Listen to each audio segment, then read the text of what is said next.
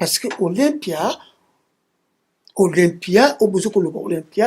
c'est pas l'Olympia d'aujourd'hui. Olympia, on est là qui Olympia, qui musical. Ce qui la musique congolaise, c'est comme une musique internationale, mais grâce à Taboulé. C'est là où la musique congolaise est venue, la musique internationale. Parce que, il y a un truc qui Afriza international. Premier disque, où il bête dans la boîte de nuit, disque à Rocheau. Tango etana, tu es comment? Café. Quand c'est ce qu'un premier tourneur de la musique congolaise, c'est ce qu'un ali précurseur de la musique congolaise, na la rumba congolaise. C'est la rumba congolaise, tu as la batterie. Oh, ah non, ça ne joue pas. Lucas, mettez la archive. Motel Bosso a pessi goût combo ya rumba, c'est le vieux Wendo Colosso. Nzemone. Marie Louisa solo Marie Louisa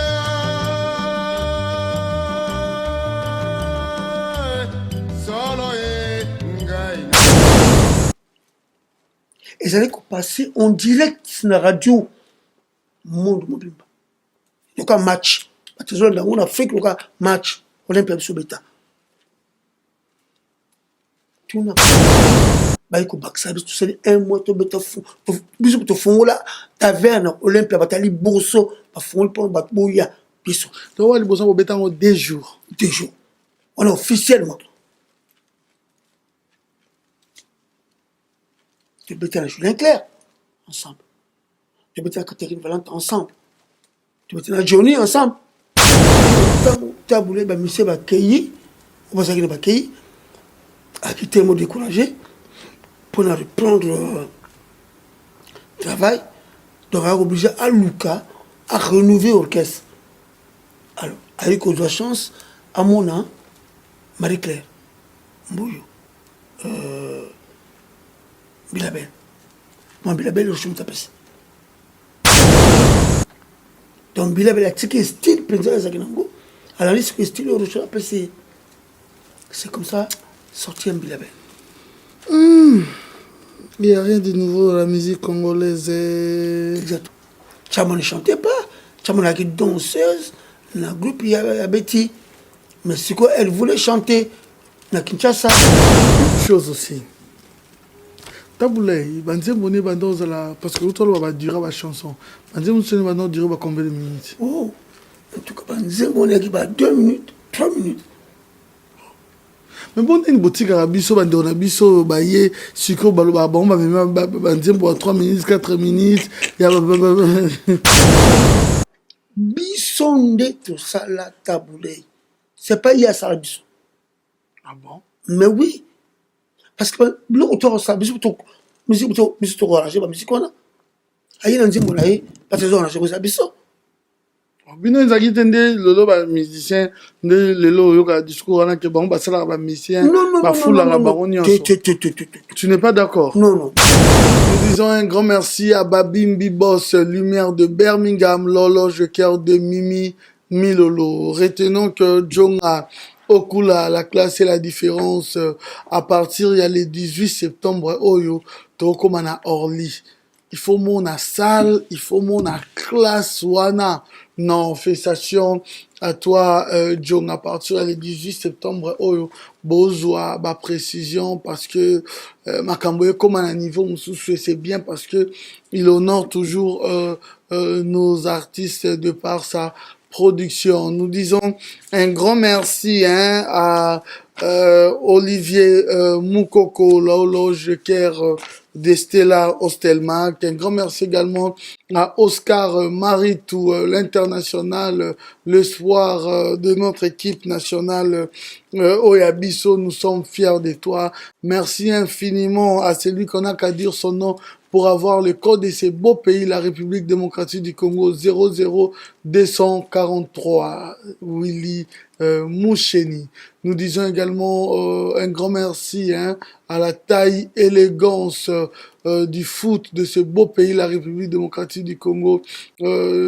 Junior Kabananga, nous sommes fiers de toi aussi. Un grand merci à la grande dame, femme d'affaires Picheri Isuka. Un grand merci à la joie Amado Pichuna, Yoyebi, la joie Amado Pichuna, l'incontournable.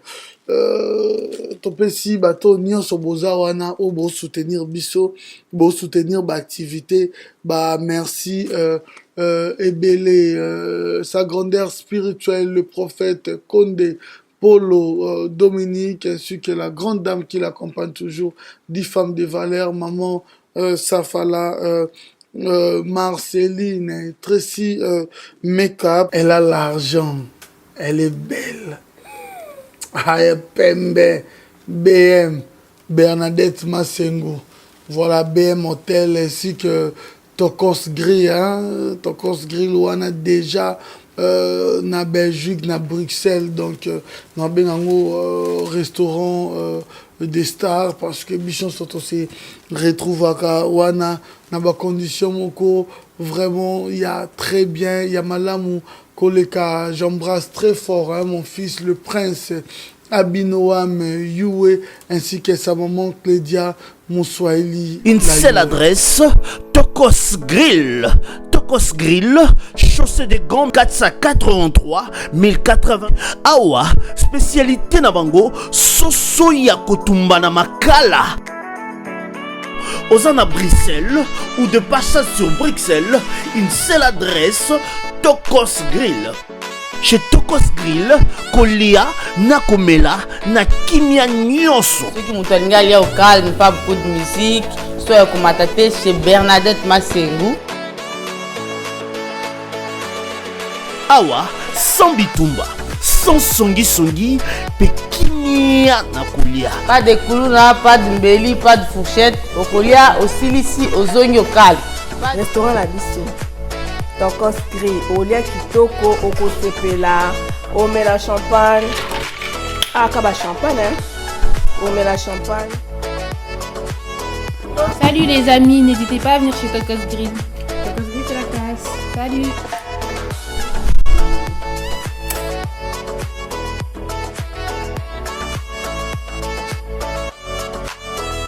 Salut à toutes et à tous, bienvenue sur le plateau de B1 Télévision. Cette émission, c'est un vrai moment d'information. C'est un moment où nous relatons réellement l'histoire. Voilà pourquoi j'ai toujours l'habitude de dire la vraie source. C'est aussi un moment de divertissement. Il est l'invité de ce soir. Vous allez en savoir plus avec nous. C'est une surprise parce que il a fait cette histoire. C'est un génie, légende, dirais-je même.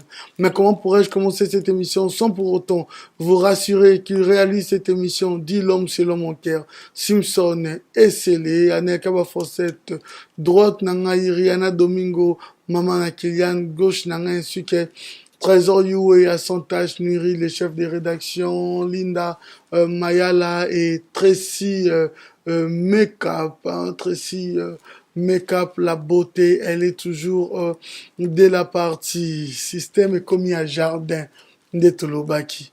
Ils ne se feront ni tort ni dommage. Bon, comprendre que bakutulu kama kulu kumbabasuki talasko ndengo koti ndiba. Owe la ki pana lia ba au koti ndiba. Système a prison break. Émission est commis boy. Il arrive déjà, l'invité de ce soir. Signalons que cette émission est sponsorisée par Epfront Technology.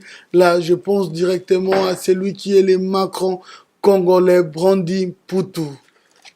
Voilà. Il est avec nous, Seskin Molenga. J'ai bien prononcé Seskin Molenga. Bien sûr. Et puis, tant on a monaka, pour répondre à l'invitation à Ngaï, c'est là où je comprends que le journalisme n'a pas d'âge. Et les journalistes n'ont pas des enfants, n'ont pas une famille, n'ont pas de frères, n'ont pas de sœurs, quand il doit respecter la déontologie par rapport à son invité ou à l'égard de son invité. Voilà pourquoi nazwaka audace oyo ntango nazozala na yo boye okoka mpe nazwi audace nabengi mpe monsieur Seskia Molenga malgré nous sommes bantous. Mais il est de coutume dans cette émission na bato nyonso baolanda biso à travers le monde. Je ne sais que par quelle manière vous jurez, ou peut-être vous allez préférer de faire une promesse, mais na bato nyonso baolanda biso que vous allez sincère tout au long de cette émission. Makambo yebisa biso et ya makambo mona makambo yo kati vivaki.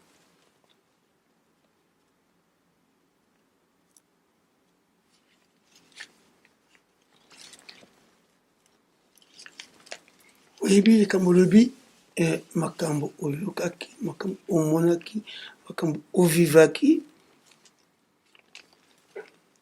na kati ya bosolo la plupart ezali makambo oyo moko vivre. C'est le bon témoignage. Oyo moko vivre oyo moko zalaki ya koyoka eza ndenge mosusu nakolobela te makambo nayokaki nga nalobaka makambo te oyo nayokaki oyo navivaki oyo nayebi. Sinon vous avez contradiction. Voilà. Vous jurez, vous promettez devant la caméra, vous regardez la caméra? Ouais, je promets. Actuellement, pas de la biso. N'a pas femme, pas de la biso. N'a pas coco, pas de la biso. N'a pas camarade, pas de la biso. Qu'on a sapinu, oyonga na yebi. On a viva, on a mona. Et on a sapinu. Permettre ngai que l'émission yo na osala un peu audacieux dans ma question. Il faut pas m'en vouloir. Il n'y a pas de souci. Là, je parlais de la musique congolaise. Qu'est-ce qui fait en sorte que dans la musique congolaise, la majorité des artistes a un taux dans la musique? Bon. Pourquoi le kuta, les mensonges et fanda la reine makasi, que la vérité, la réalité? Pourquoi l'histoire réelle nango et beta magate to ba artiste soit na bango ba beta ba réalité te? Pourquoi ils aura le kuta? Est-ce que vous êtes quand même conscient qu'ils aura plus? Si oui, vous expliquez biso qu'est-ce qui est la base. Sinon, c'est défendre pour bêter les biso. La synthèse au Yorubi, en réalité, les musiciens congolais, mis le kuta. Là, je sais. Pour le nini, parce que Congolais azali, mutumoko lokola azali, nakobengango complexé. Excusez-moi. Ils ont beaucoup mabe, mais parce que ce qu'on a le pic qui là qui a côté avec la sté, par ce kanga. Ça avec maman là qui boy quelque part, par ce kanga. Il faut que maman là, yokola mingi, papa là, pas qu'il mbongo mingi, papa là pas qui va bazali qui va. Prenez le coup. Oh non. Mais non. Ngana na 8 chances ya kovanda ba grand musicien international oyo azoba vina ndenge azalaki sans kaya comme son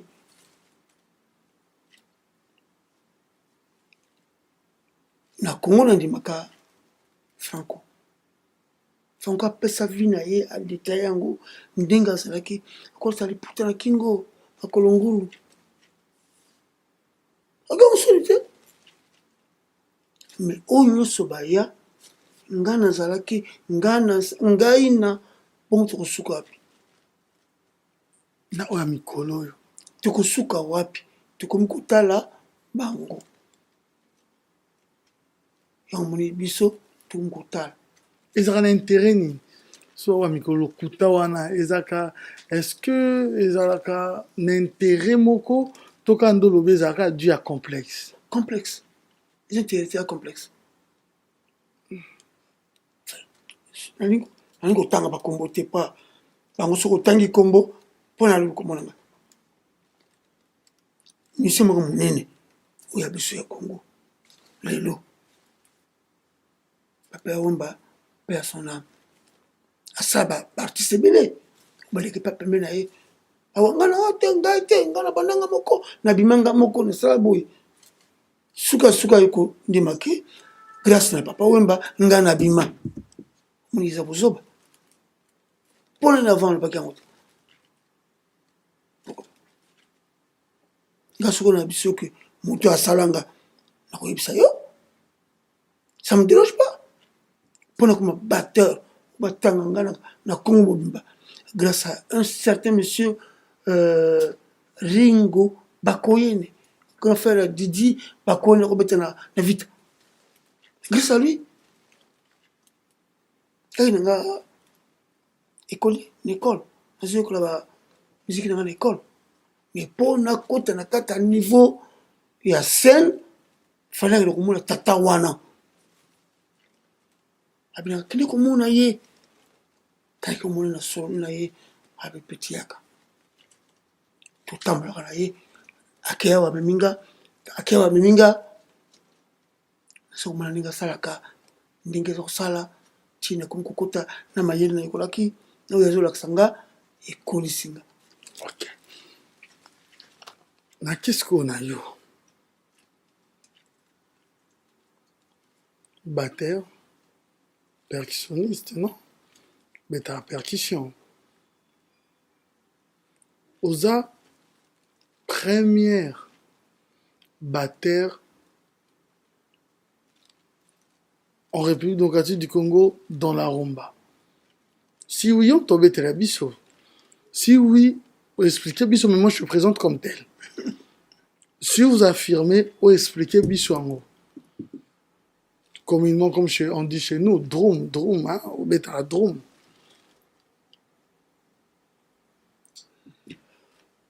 Mutuna na les avis très très très bien. Moi, je parle de la musique congolaise. Quand on parle de la musique congolaise et la rumba congolaise, deux choses différentes. Ah bon? Oui. La musique congolaise en général, depuis 1930 à 60, 1959, en général, la musique congolaise, c'est là qu'il y a à la roubette. Tu vas nous mettre nini. Tu vas nous mettre la musique en gros. Donc, salsa, sontuno, cha-cha-cha, bolero. Donc, on chantait toutes les musiques à cette époque. Parce que la musique congolaise est là qui engloutit là-bas étranger. Et ben, on va porter Mouvuana. Tito comme on a 60. Angola, comme la Brazza, comme les Haïtiens, comme les Guinéens, ils étaient dans notre musique dans cette époque. Entendez bien. Oh, baila, la rumba, da da da, bamba, baba, bamba. Ils allaient dire mon livre. Cha-cha-cha. Ils allaient rumbater. Sans tant qu'ils allaient bêler. C'est la musique congolaise, c'est ça qui n'a pas tendance et bêler.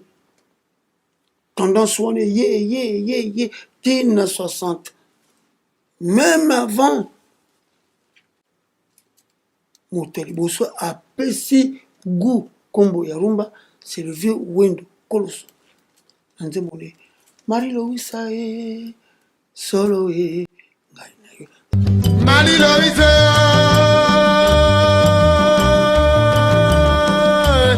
solo e ngai na yo. Marie-Louise solo e ngai na yo. Ça c'est une rumba, c'est la rumba. Ça c'est la rumba. Le reste, non. De 1930 à 60, même sur le qui indépendance tchatchato, ils allaient rumba. Ils allaient rumba. Ils allaient rumba. Tchatchacha. C'est pas la rumba, mais c'est la musique congolaise. On dit un bouquin de mokini tango, bouquin à table ronde. Koya wana tokoti. Dès que comme en 1968, 69, 1967, 68, si je ne me trompe pas. Changement les bandits. Musique congolaise comme kamata vitesse mususu.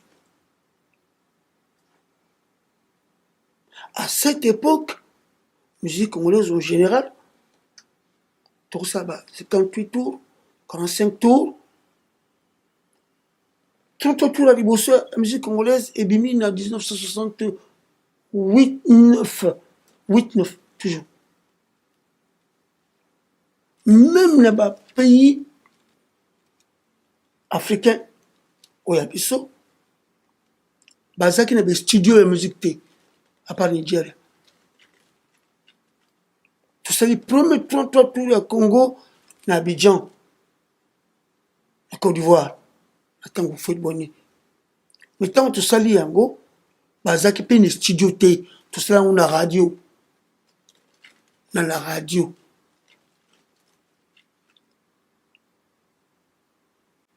Tant que c'est qu'un premier tour de la musique congolaise, c'est qu'un ali précurseur de la musique congolaise, na la rumba congolaise. C'est la rumba congolaise, tu vois, tu as battu. Oh. Ah non, ça ne joue pas. Lucas, bête à l'archive. Attends. Bête. Toyo kana bien. Bête. Ton a bien la facilité. Na grand carré bête à éteint. Ah, très bien. Pesana Djembo Kala Beta, pas Beta Rumba. Ah, Rumba, pas Beta Batterie. Pesana, titre.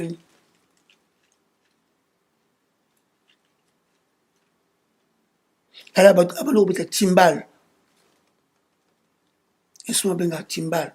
Ils allaient, mon ami Balé Liboso, Nangong Liboso Nango. Capitaine Gongong, Brakan, Kakan, Albeta de Colère, Bambundawana. C'est pas la batterie. Donc, yom to côté ici, batterie, drum, na rumba congolaise. Ah, Koloba Kokoti, ça c'est trop dit. Je dis précurseur. Ça dit beaucoup. Donc il y a eu des précurseurs dans la musique congolaise. Tango Bandiko Bandiko Beta. Ba vietino barosa.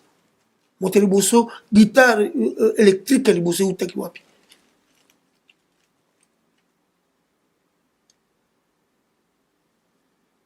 Il y avait un guitariste belge. La guitare a tient pris complètement.